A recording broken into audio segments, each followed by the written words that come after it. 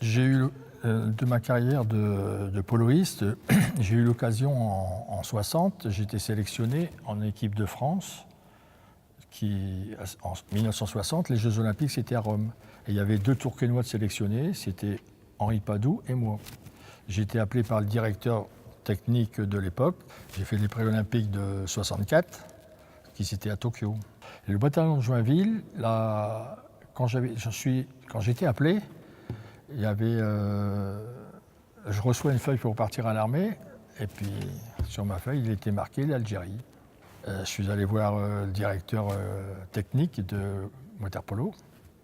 De là, on était avec nos pactages et tout le matériel pour partir en Algérie, direction Gare de Lyon.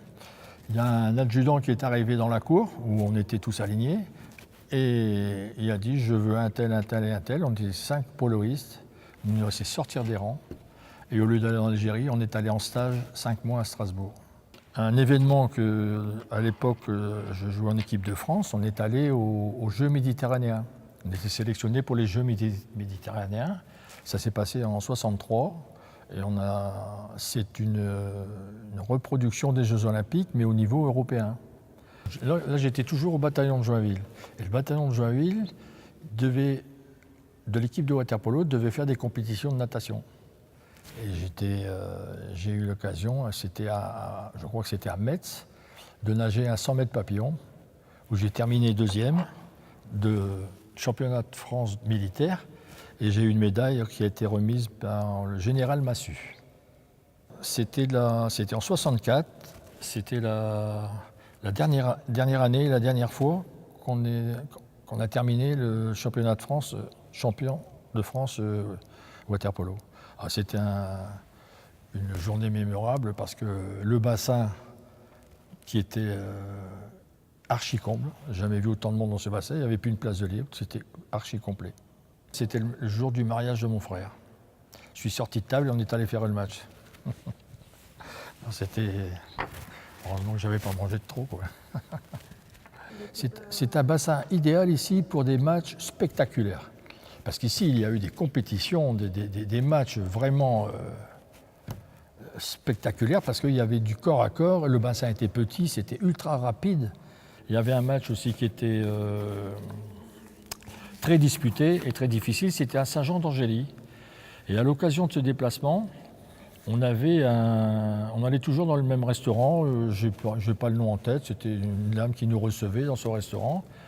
Et puis cette année-là, on avait eu l'occasion de passer dans la gare, avec la bascule de la gare. Donc on s'est tous pesés ensemble, à l'arrivée dans la ville, et on s'est pesés au départ. Et comme on était 11 joueurs avec l'entraîneur, on avait pris 11 kilos. Alors, donc j'ai d'abord été nageuse en natation forcément, et j'ai fait les championnats de France minimes, cadettes, juniors, et j'ai été en toute catégorie. Donc en cadette, j'ai fini 11e sur le 800 mètres nage libre, puisque moi ma spécialité c'était le 800 nage libre et le 400 nage libre. Et en championnat toute catégorie, j'ai fini 24e. Donc à l'époque, c'était quand même pas mal parce que nous, on n'était pas un club de natation, c'était un club de water-polo. Même s'il y a toujours eu des nageurs à Tourcoing, c'était priorité au water-polo. En fait, on était plusieurs filles, plusieurs nageuses qui ne voulaient pas raccrocher le maillot. Et on a décidé de créer une équipe de water-polo féminin. Donc on a commencé ça en régional. Et pour accéder en National 2, il fallait être championne régionale. Et après, faire les championnats de France National 2, il fallait être championne National 2 pour pouvoir accéder en National 1. Donc la première année où on a fait les montées en National 1, je vais vous dire, c'était en 1985 parce que j'étais enceinte de mon fils, qui est né en janvier 86. Et en fait, on a fini 2e derrière Nancy. Donc on n'a pas pu accéder en National 1. Et l'année d'après, en 86, un mois après l'accouchement, j'ai repris l'entraînement avec les filles. Et en juin, on a réussi à monter, on a été championne de France National 2 et on est monté en première division. 94, la dernière équipe de filles. Il y en avait plusieurs filles qui étaient enceintes. Et moi, moi j'avais quand même de l'âge et je voulais arrêter. Mes enfants ont commencé l'entraînement. Donc c'était entraînement tous les soirs pour eux, mes entraînements. Après, ils faisaient les compétitions le week-end. Moi, j'avais mes matchs le samedi. Les compètes pour eux le dimanche, ça commençait à devenir lourd. Donc j'ai dit, bon, là, je fais un choix, j'arrête de jouer et c'est priorité aux enfants. Les règles du water-polo féminin sont les mêmes que chez les garçons. La différence, c'est que le bassin, c'est 25 mètres au lieu de 33 pour les garçons, et le ballon est un peu plus petit. J'étais nageur et à l'époque, les enfants Neptune avaient un manque de jeunes pousses en water-polo. La formation n'existait plus. Et donc Jean-Pierre Paco à l'époque a décidé de créer cette formation, de recréer cette formation, et donc a été chercher chez les nageurs quelques joueurs. Bon, quelques joueurs, on était quand même une vingtaine. Et à l'époque, quand j'ai commencé le polo, j'étais vraiment pas trop doué en fait. J'étais plus bon nageur que bon poloiste. Et il s'avère qu'en étant dans les buts, j'étais bon. Et donc j'ai commencé ma carrière dans les buts. Et mes premières sélections en 73, c'était en équipe de France cadette. C'était à Gênes, en Italie, j'étais gardien de but. Et en 74, j'étais gardien de but de l'équipe de France senior et pour les championnats d'Europe de Vienne. Et voilà, donc avec toujours cette ambition, j'ai toujours décidé qu'un jour je jouerais dans le jeu. Et au fil des années, en équipe de France, j'ai d'abord joué dans les buts. Et ensuite, l'entraîneur de l'époque, je pense que c'était en Suède, en 1976, elle m'a dit, tiens, comme on n'a pas de bons résultats, est-ce que tu veux jouer dans le jeu ? J'ai dit, oui, pourquoi pas. Et donc j'ai commencé à jouer dans le jeu et ils se sont aperçus que j'étais pas mauvais dans le jeu aussi. Et donc voilà, donc quand je suis revenu à Tourcoing, j'avais dit aux entraîneurs, j'ai dit, je veux jouer dans le jeu, mais ils n'étaient pas d'accord. Ils m'ont dit, non, tu continues à jouer dans le but. Et bon, j'ai tellement insisté qu'après ils m'ont dit, écoute, tu feras quelques piges dans le jeu, mais ton rôle d'abord, c'est quand même de gardien de but. Et un peu à la fois, je me suis réentraîné donc, en natation, donc je faisais les doubles séances de natation avec Pierrette Guessen à l'époque, et séances de water-polo avec l'équipe de water-polo, pour pouvoir y arriver. Et voilà, donc après j'ai pris ma place dans l'équipe de Tourcoing dans le jeu, et en équipe de France dans le jeu aussi.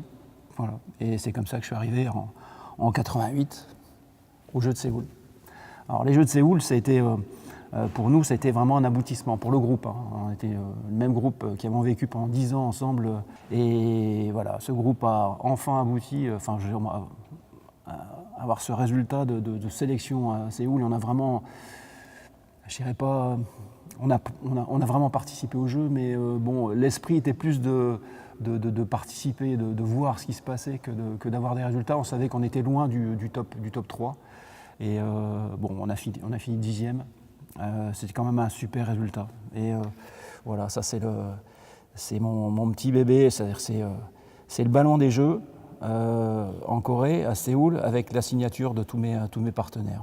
Bon. Les entraînements, au début, quand on était plutôt dans cette petite piscine, les filles, c'était au moins 2 fois par semaine, 2 ou 3 fois par semaine le soir. Mais au moment des championnats de France, on allait déjà donc de l'autre côté, mettons en 59, c'est sûrement l'année qui m'a plus marquée, on allait donc de l'autre côté, et le championnat de France c'était plutôt fin juillet à ce moment-là. Donc quand l'école terminait, on allait déjà toute la semaine, 3 fois par jour. On allait le matin à 6h30, 7h. On nageait peut-être jusqu'à l'ouverture de la piscine. On retournait à l'heure du midi et on retournait du soir. Donc tout ça, c'était avec monsieur le gouverneur qui venait de Moucron, ce monsieur, en vélo. Non, mais c'est vrai, c'est à dévouer incroyable. Et on s'entraînait déjà 3 fois par jour au moment du championnat de France. Il y avait Annie Venacker qui faisait le crawl, Annick Guéné qui faisait le papillon, Marie-Paul Dan qui faisait la brasse et moi je faisais le dos. Et on a été championne de France en 62. Voilà. À 15-16 ans, on m'avait repéré comme nageur sprinter parce que j'étais assez rapide. Et donc, on a voulu tout de suite m'orienter au water-polo. Et là, mes premières armes dans ce bassin ici, je les ai fait avec des Olympiens. Paul Dujardin, Pierre Padoue, puis d'autres encore. Et j'ai dû commencer à jouer avec eux. Et alors le premier début, Pierre Padoue, il était dans l'eau. Il dit, moi je jouais avant, il lui jouait arrière. Alors bon, j'arrive à l'avant, je nageais un peu à droite et à gauche. Je n'étais pas très habitué avec le water-polo. Je débutais. Et le Pierre Padoue, il dit, c'est moi qui va te marquer. Oh, j'étais fier. J'étais très fier. Il se dégage et il m'en fout un bon coup dans la figure. Oh, j'étais sidéré, puis j'ai commencé à pleurer. Et j'ai dit, je ne veux plus jouer au water-polo, je ne veux pas rentrer, je ne veux pas jouer au water-polo. Je refuse, je refuse. Et je fais pour sortir, mais je me suis fait engueuler par Paul Buck et M. Lambert qui était là, qui supervisait avec Paul Buck, il fait, Claude, tu vas rester, hein, tu ne bouges pas. Donc, on a joué, et puis là, on est bien débrouillé, et alors j'ai monté. Alors j'ai joué en réserve, j'ai fait déjà les premiers championnats de France, mes premiers championnats de France, j'ai fait à 17 ans, à Monaco, avec l'équipe réserve. Et après, en 1949, j'étais retenu en équipe première. Là, j'ai fait mes débuts en équipe première. J'avais progressé, j'étais déjà sélectionné en équipe de France junior. Là, j'ai rentré en équipe de France junior, j'ai fait 4 rencontres en junior dans l'équipe de France. C'était mon premier championnat de France en division nationale, c'était une fierté, j'avais 19 ans. Il y avait même un Toulousain qui était le gardien de but, il s'appelait François Desbonnets. Je me rappelle, maintenant je me rappelle bien, mais ouais, il est là, ils sont là. Et on a gagné. Alors, on a marqué 28 buts, ou 27, 28, je ne sais plus exactement, je ne sais plus chiffrer, il faudrait que je regarde là-dessus. Et 27 ou 28 buts sans encaisser un seul but. Sur tout le championnat de France, division nationale. Et bien sûr, sacré champion de France.